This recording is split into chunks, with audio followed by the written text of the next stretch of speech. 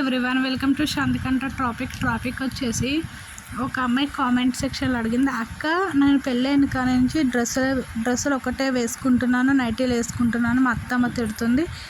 నాకు 20 ఇయర్స్ అక్క. 20 ఇయర్స్కి నాకు టూ మంత్స్ బేబీ ఉంది అక్క. 2 మంత్స్ బేబీ ఉన్నందుకు నేను డ్రెస్సులు నైటీస్ వేస్తున్నాక పల్లెటూరులో ఇలా వేసుకుంటూ తిడతారు. ఇది నిజమేనా అక్క?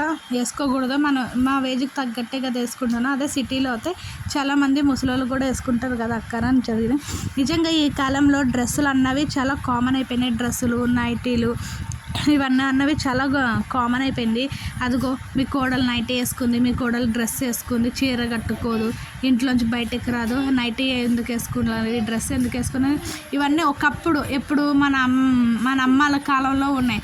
కానీ మన కాలంలో నైటీలు, డ్రెస్సులు అన్నవి కామన్ అయిపోయినాయి.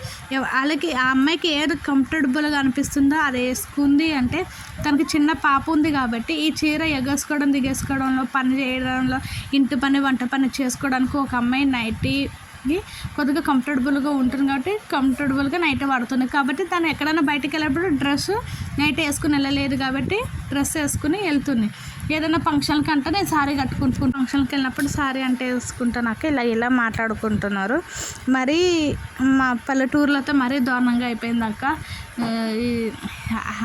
ఏపీయే కాదు, తెలంగాణ కాదు, ఇలా మరీ దారుణంగా అయిపోయింది అక్క.